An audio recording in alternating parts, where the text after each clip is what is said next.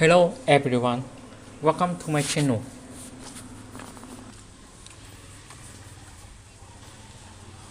I used to believe love could survive anything, even cancer. When the doctors said my husband, Nathan, had stage 3 pancreatic cancer, I didn't hesitate. I sold our house, my car, even my wedding ring. $650,000 gone, but I told myself it was worth it because love was worth any price. He survived, and then, the man I had fought death for looked me in the eye and said, "I want a real woman now." The next morning, divorce papers waited on the kitchen table. He took half of what little I had left and full custody of our children. Now, I live in a $39 a night motel, eating instant noodles and wondering how I became the ghost of the woman who once saved a life. But the night the knock came at 2 a.m., everything changed. The woman outside said, "Nathan was never sick. Emily and I can prove it. My name is Emily Sanders, and 6 months ago, I thought I had it all. A small but successful event planning business. 2 beautiful children, Mason, 12, and Lily, 9, and a husband who'd been my world since college. Nathan Sanders was the kind of man everyone liked. Charming, confident, the steady one. He was an engineer, meticulous, logical, the kind of man who measured twice and cut once, in everything he did. We'd been married for 15 years. 15 years of shared dreams, inside jokes, burnt pancakes on Sunday mornings, and whispered promises under the covers. I believed, truly, that our love was unshakable. I can still remember that morning perfectly, the one that would be our last normal day. Nathan was in the kitchen, reading the newspaper, glasses slipping down his nose. I was packing lunches for the kids, humming some song from the radio. Lily twirled in her pajamas. Mason complained about math homework. It was the kind of chaos that makes a house feel alive. Then Nathan dropped his mug. His hand just trembled, for no reason. Coffee splashed across the floor. "Hey, you okay?" I asked, rushing over. "Yeah," he laughed weakly. "Just dizzy, I guess." He brushed it off, but I noticed the way his skin looked pale. The next day, he came home early from work. "Stomach pain," he said. "Probably stress." I told him to see a doctor, but he waved me off. Nathan was stubborn. He always thought he could fix himself like one of his machines. Weeks passed, and he grew thinner. The dark circles under his eyes deepened. One night, he couldn't finish dinner and went straight to bed. That's when I made the appointment myself. The clinic smelled like antiseptic and fear. I remember sitting in the waiting room, watching Nathan through the glass door while the doctor spoke to him. I couldn't hear what was being said, but I saw the doctor's hand touch his shoulder. Nathan's face fell, then he nodded slowly. When he walked out, his eyes met mine, and I already knew. "Emily?" he said softly, his voice breaking. "It's cancer. Pancreatic. Stage 3. I swear the world stopped spinning for a second. My knees buckled, and I had to grab the edge of a chair to stay upright. He tried to smile, to be strong for me. "We'll fight it. Together." That night, when the kids were asleep, we sat in the dark, holding hands like we could keep each other from falling apart. "I'm scared," I whispered. "So am I," he said. "But if anyone can beat this, it's us." I believed him. God help me, I believed every word. That was before I learned that not every sickness comes from the body. Some come from greed and lies, and the kind of heart that fakes pain just to watch you bleed. The days after Nathan's diagnosis blurred together like a nightmare that wouldn't end. One minute I was a wife planning family vacations and school events. The next, I was sitting in hospital corridors, staring at IV bags and medical charts I didn't understand. The oncologist, Dr. Paul Mercer, was calm, polished, and spoke with the kind of practiced empathy that made you want to believe him. "Pancreatic cancer at this stage is serious," he said, glancing at the file. "But there's a new experimental treatment showing promise. It's costly around $650,000, but it could give Nathan a real chance." My throat went dry. "We'll pay whatever it takes." Nathan squeezed my hand, eyes full of fear and pride. We can't afford." "We'll find a way," I cut him off. "We always do." That night, I couldn't sleep. I lay awake beside him, listening to the faint hum of the oxygen machine, staring at the ceiling, calculating numbers in my head. House equity, savings, my car, jewelry, whatever it took. I thought love meant sacrifice. I thought that was what marriage was for. The next morning, I called my parents. My voice trembled as I told them the news. My father was silent for a long time before saying, "Do whatever you have to do, sweetheart. We'll help where we can." My mother just cried softly into the phone. At home, Mason and Lily sensed something was wrong. Mason, always the quiet one, asked, "Is Dad going to die?" I wanted to say no, but the words caught in my throat. "We're going to help him get better," I finally said. "That's what families do." Nathan began treatment the following week. I sat beside him during every session, holding his hand as he winced through the IV drips. He lost weight quickly, his skin turning sallow. He vomited almost daily. Sometimes he'd apologize for being weak, and I'd hush him, whispering, "You're fighting harder than anyone I know." But even as I watched him fade, something inside me hardened a kind of fierce determination.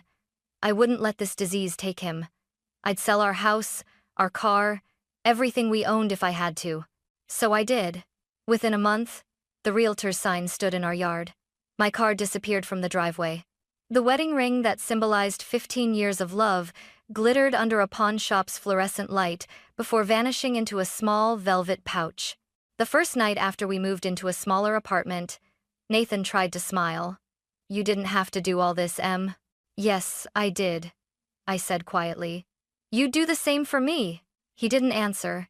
He just looked away, eyes unreadable. I thought it was guilt.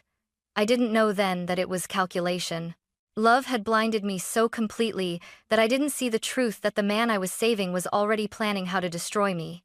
Bills came like clockwork, thick envelopes stamped urgent, every one a reminder that hope had a price. Every Friday, I'd sit at our small kitchen table, surrounded by papers, receipts, and a calculator that seemed to mock me. Numbers blurred into each other until they stopped meaning anything. The house sold first. I still remember signing the papers, my hand trembling over the last signature. The buyer smiled politely, talking about remodeling the kitchen. I smiled back and nodded, pretending it didn't feel like she was stealing my life brick by brick. We moved into a 2-bedroom apartment near downtown. The walls were thin, the air smelled of cigarettes. But Nathan said, "It's temporary. When I'm healthy again, we'll start over." I believed him. Next went my car, a silver Honda I'd bought the year Lily was born. I cried when I handed over the keys. Then my business. Clients stopped calling when I canceled too many appointments to stay with Nathan during treatment. Within 3 months, Sanders Events was nothing more than a file folder in my drawer. I pawned my jewelry next. The engagement ring was the hardest. The jeweler turned it over in his hand, inspecting it under a bright light. "Beautiful piece," he said. 14,000, maybe 15. "Take it," I whispered. Walking out of that shop felt like leaving behind the last piece of who I used to be. Every dollar went to treatments. Dr. Mercer prescribed new combinations, weekly experimental infusions, imported vitamins, unapproved therapies. "They're working," he said each time, his voice so confident I wanted to believe him. Nathan's hair thinned. His skin grew pale. He vomited after nearly every visit. I cleaned up quietly, whispering encouragements, forcing smiles for the kids. But he began changing in ways I didn't understand. He started spending hours on his phone, locking himself in the bathroom during calls, his tone sharp, impatient. When I asked, he'd snap. "It's work, Emily. Do you want me to just give up everything?" One night, I caught him scrolling through social media photos of women, perfect hair, expensive clothes, flawless smiles. When I confronted him, he shrugged. "Just distractions. Helps me forget how miserable I feel." I told myself he was lashing out from fear, that people facing death said cruel things. When my father offered to lend us 50,000 from his retirement, I refused. "We'll be okay," I lied. Pride, love, and desperation make a dangerous mix. The final thing I sold was my grandmother's piano, an heirloom passed down 3 generations. I'd taught Lily her first song on it. As the movers carried it away, she cried, "Mom, why are they taking it?" Because Daddy needs it, I said softly. He's going to get better. That night, after the kids were asleep, I sat beside Nathan as he slept, pale and motionless, tubes running from his arm. I touched his face, my fingertips trembling. "You're going to make it," I whispered. "You have to." He stirred slightly, eyes half open. Promise me something," he murmured. "Anything. If I die, don't waste your life on me. Move on. Find someone strong." The words cut deep, but I kissed his forehead. "You are strong," I said. "You're my husband, my only one." He smiled faintly before drifting back to sleep. I didn't know then that he meant every word, but not in the way I thought. He wasn't preparing me for his death. He was preparing me for his betrayal. The day Dr. Mercer told us Nathan was in remission, I cried so hard I couldn't breathe. "It's a miracle," he said, smiling behind his glasses. "His scans are clear. He's beaten it." Nathan wrapped his arms around me, and for the first time in months, I felt like I could finally exhale. All the sacrifice, the sleepless nights, the endless fear, it was worth it. I'd saved my husband's life. We went home that evening, and I cooked his favorite meal, lasagna, garlic bread, a bottle of wine we'd been saving since our 10th anniversary. The kids danced in the kitchen, laughing again. It felt like sunlight after a long winter, but the warmth didn't last. Within a week, Nathan started acting differently. At first, it was subtle. He shaved more often, began wearing cologne again. He bought new clothes, designer shirts we couldn't afford. When I asked where the money came from, he said, "Don't worry about it, Em. I've got some side projects." Then the late nights began. He'd leave after dinner, saying he needed fresh air, and come home smelling like perfume that wasn't mine. One night, I asked, "Who is she, Nathan?" He looked at me, eyes cold. "You're imagining things." "I'm not stupid," he smirked. "Maybe not stupid, but you sure look pathetic right now." The word pathetic stung more than any slap could have. I tried to hold the family together. I told myself he was traumatized, adjusting after his illness. I told the kids everything was fine, but deep down, I knew something had broken between us, something I couldn't fix. 2 weeks later, I came home from running errands to find suitcases in our bedroom. Nathan was folding shirts neatly, humming under his breath. "What's going on?" I asked, heart pounding. He didn't look up. "I'm leaving, Emily." The world seemed to tilt sideways. "What are you talking about? Leaving for where?" He zipped his bag and finally met my eyes. "You did what you were supposed to do. You kept me alive. But I'm done pretending. I need more than this." "More than what? A wife who sold everything for you? 2 kids who worship you? What more could you possibly want?" He laughed, a low, cruel sound I'd never heard before. "A real woman. Someone who doesn't cry over bills or wear secondhand clothes. Someone who makes me feel alive again." My voice shook. "After everything I did for you? After everything we lost?" He shrugged, as if we were discussing the weather. "You chose that. I didn't ask you to sell the house, Emily. You just did it. Maybe you needed to feel like a martyr." I could barely see through the tears. "Where will you go? With someone who actually makes me feel like a man?" Then he smiled, a cold, heartless smile, and dropped the divorce papers onto the bed. "I'm keeping the kids," he said casually. "You're not stable enough for them. My lawyer agrees." "Your lawyer?" I whispered. He nodded. "Linda Brooks. You'll like her? She's passionate." The realization hit me like a punch. The perfume, the late nights, the new clothes, it was all her. I sank to the floor as he walked out, dragging the suitcase behind him. The door slammed. The next morning, the court notice came: full custody to Nathan. Pending hearing, spousal support requested. I stood there holding the papers, hands trembling. I had given him everything: my money, my love, my faith, and in return, he took my children and my dignity.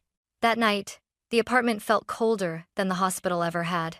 And for the first time, I wondered if the cancer had ever been real. The courthouse smelled like disinfectant and old paper, cold, sterile, and merciless. I sat on the wooden bench outside courtroom 2B, clutching a file folder full of documents that no longer meant anything. Bank statements, medical bills, proof of every sacrifice I had made.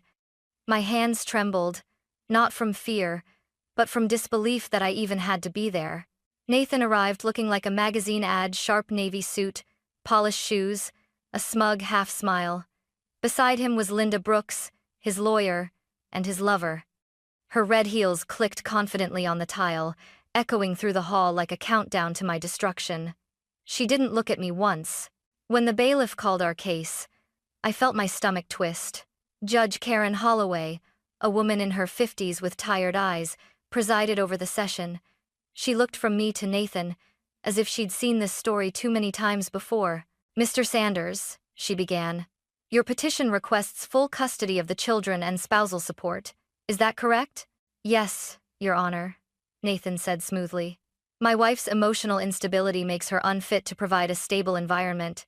She's been erratic, obsessive, even sold our home without consulting me." I shot to my feet. "That's a lie. I sold everything to pay for your cancer treatments." Linda rose, her tone calm and cutting. "Objection, Your Honor. Medical details are irrelevant to custody. What matters is that Mr. Sanders has maintained financial stability and secured a new residence suitable for the children.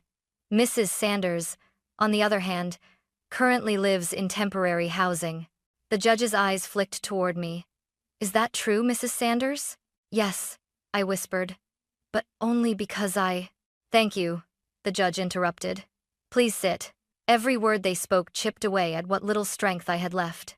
Nathan painted me as hysterical, irresponsible, emotionally unstable, and I had no way to prove otherwise. The lawyer assigned to me by legal aid barely spoke, flipping through her notes with detached politeness. When Mason and Lily were brought in, my heart nearly stopped. Mason wouldn't meet my eyes. Lily clutched her father's hand. The judge leaned forward. "Children, where would you prefer to live?" Mason's voice was small. "Dad's place is bigger. He says Mom needs time to get better." Lily just nodded, eyes glistening. "I want to stay with Daddy." I tried to speak, but no sound came out. The air felt thick, heavy, suffocating. The judge didn't deliberate long. Her gavel came down with finality. "Full custody granted to Mr. Sanders.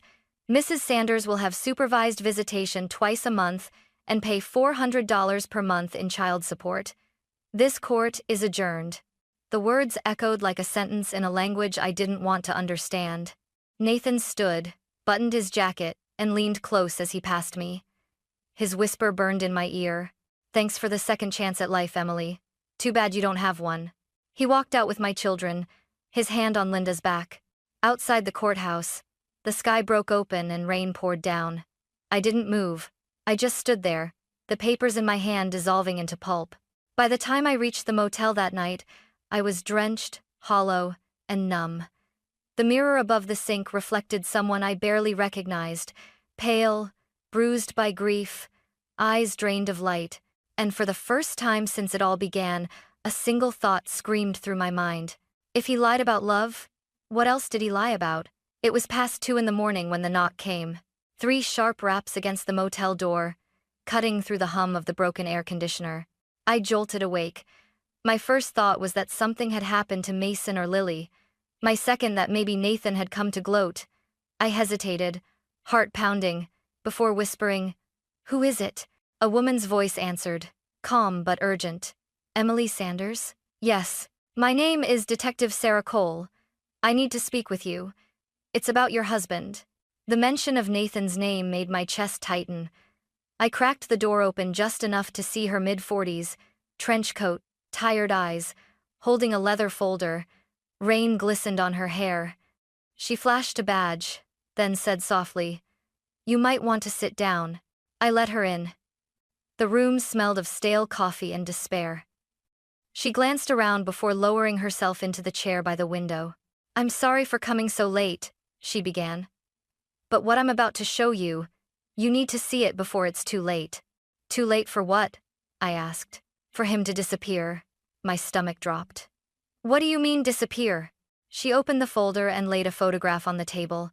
It was Nathan, healthy, tan, standing beside Dr. Paul Mercer, the same doctor who had diagnosed his cancer. But the picture was dated 18 months before his so-called diagnosis. They were laughing, holding beers, arms around each other like old friends. "I don't understand," I whispered. They weren't doctor and patient, she said. They were business partners. Dr. Mercer's clinic was part of a fraud network. He faked medical records, ran false treatment programs, and laundered the payments through offshore accounts. I shook my head. No, no, that can't be true. I saw Nathan sick. I watched him lose weight? Vomit? She nodded. Dr. Mercer prescribed controlled medications designed to mimic cancer symptoms. Extreme nausea, fatigue, hair thinning. Enough to look real, but never life-threatening. The room spun. I pressed a hand to my chest, gasping for air. You're telling me my husband faked cancer? She looked me dead in the eye. Yes, to drain your savings and stage his exit. We have evidence of wire transfers from your joint account to a Cayman Islands fund under Linda Brooks's name. Linda, the lawyer, the other woman. I felt my stomach turn to ice. Detective Cole continued, pulling out a printed email. 2 weeks ago, Nathan booked a one-way flight to Cancun under an alias Daniel Rowe. He planned to leave the country within the next 48 hours. That's why I'm here. Tears blurred my vision. Why are you helping me? Because, she said quietly, you're not the first woman he's done this to. He and Mercer ran similar scams before, but you were the biggest target. Your business assets, the house sale, even your parents' loan. We finally have enough to charge them. I sank onto the edge of the bed, shaking. How long have you known? 6 months. We've been building a case, but we needed you out of contact with him to ensure your safety. When he filed for divorce, it gave us the opening we needed. Now we can move. She stood, handing me a card. FBI Financial Crimes Division will move in tomorrow morning. I need you to come in at 8 a.m. to give a statement. And, Emily, she hesitated. Don't blame yourself. People like him choose their victims carefully, women with big hearts. I stared at the photo again. Nathan's smile in it wasn't the smile of a sick man fighting for his life. It was the grin of a man who knew he'd already won. As she reached the door, I found my voice. Detective Cole, will he go to prison? If justice works the way it should, she said. He'll lose everything he stole and maybe, for the first time, feel what it's like to suffer for real. When the door closed, I sat there alone, clutching the evidence with trembling hands. Outside, the rain beat harder against the glass, like the sky itself was furious for me. And for the first time in months, I didn't feel powerless. I felt angry, furious enough to fight back. Morning came gray and heavy, like the world itself was holding its breath. I barely slept. The detective's words replayed in my mind, every lie, every touch, every "I love you" Nathan had ever said felt like poison under my skin. At 8 a.m., I walked into the federal building downtown. Detective Sarah Cole met me in the lobby, a coffee in her hand and exhaustion in her eyes. You ready? She asked. I wasn't, but I nodded anyway. She led me to a room filled with agents and files stacked like bricks of truth. Photos of Nathan, Linda Brooks, and Dr. Mercer covered a corkboard. Lines of red string-connected bank accounts, fake medical records, and shell companies.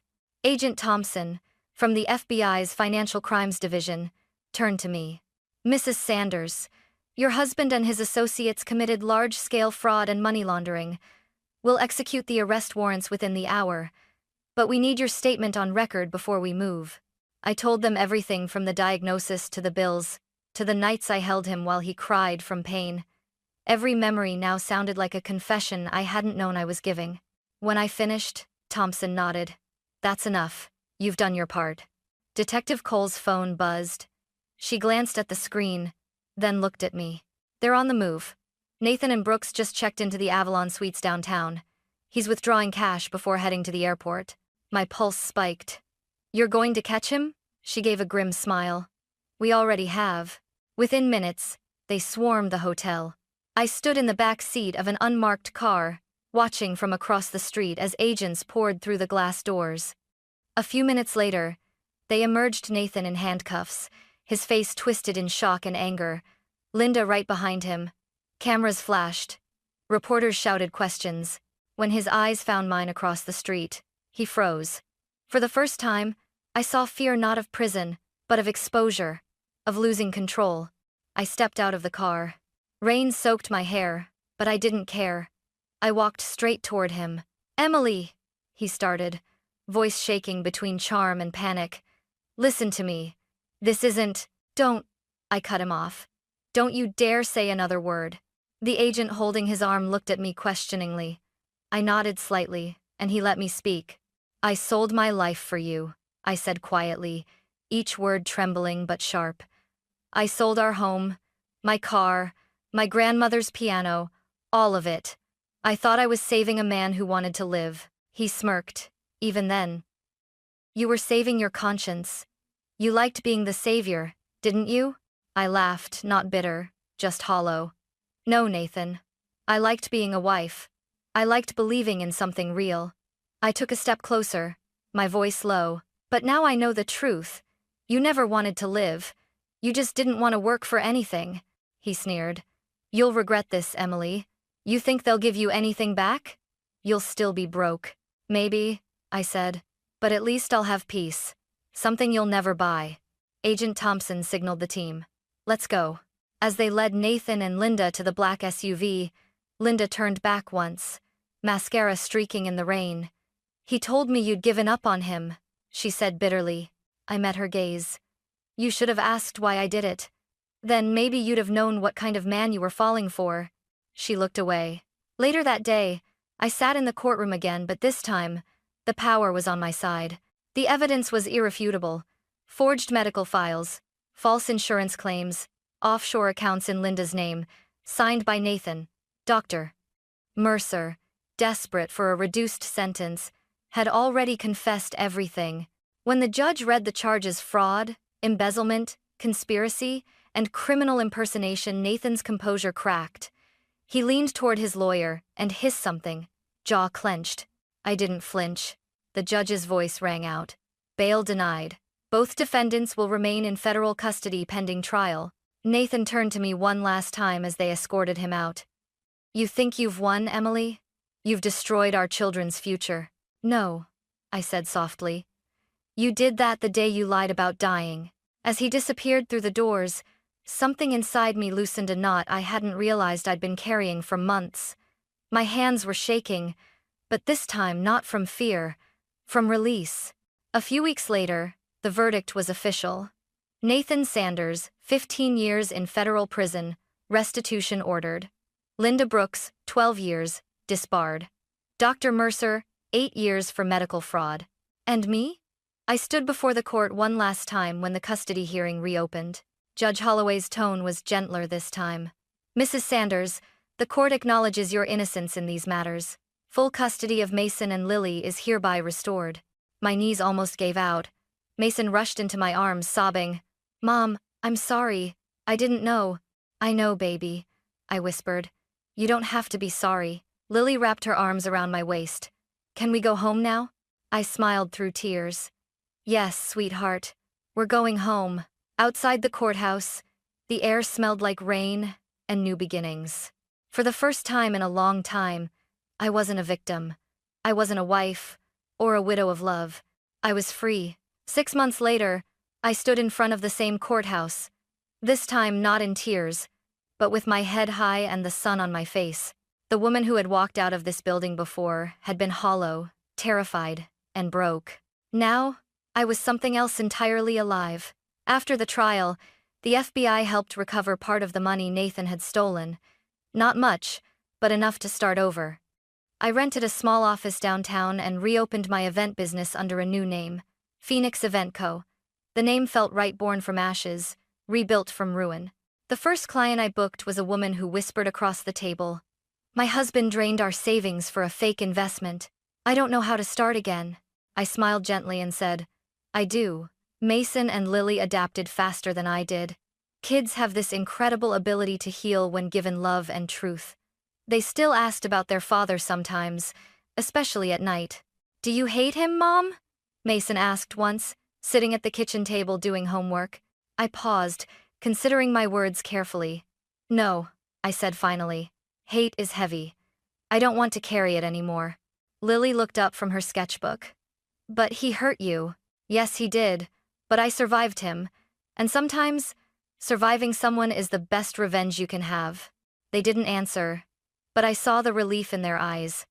The fear that once haunted them was gone. Our little apartment was full of laughter again, burnt pancakes on weekends, dance parties while cleaning, and late-night movie marathons. We were healing, one messy, beautiful day at a time. One evening, I found the motel key, room 107, tucked in the back of my purse. I hadn't thrown it away. I hung it on the corkboard in my new office, right above my desk. Whenever a client came in crying, saying they had nothing left, I'd glance at that key and remember, rock bottom wasn't the end. It was the foundation I built my new life on. A few weeks later, Detective Sarah Cole stopped by. She looked healthier, lighter. "Thought you might like to know," she said. "Nathan and Linda were transferred to federal prison in Texas. Mercer's testifying against them in another case. And the rest of your restitution's been approved. It'll take time, but it's coming." I smiled. "You just made my week." She hesitated, then asked, "How are you really doing, Emily?" I looked around at the office flowers on the counter, a calendar full of bookings, my kids' drawings taped to the wall. "I'm not just surviving anymore," I said softly. "I'm living." Before she left, she handed me a small card. "If you ever want to help with other victims, we could use someone like you, someone who's been there." I tucked the card into my pocket. Maybe someday. That night, after putting the kids to bed, I sat by the window, watching city lights shimmer through the rain. I thought about everything I'd lost. My marriage, my home, my faith and love. And then I thought about everything I'd found: truth, peace, and strength I didn't know I had. For so long, I believed love was about sacrifice. Now I understood it's about respect, honesty, and choice. I raised my coffee mug to the night sky and whispered, "Here's to new beginnings." Because love didn't destroy me. It rebuilt me, one scar, one truth, one sunrise at a time.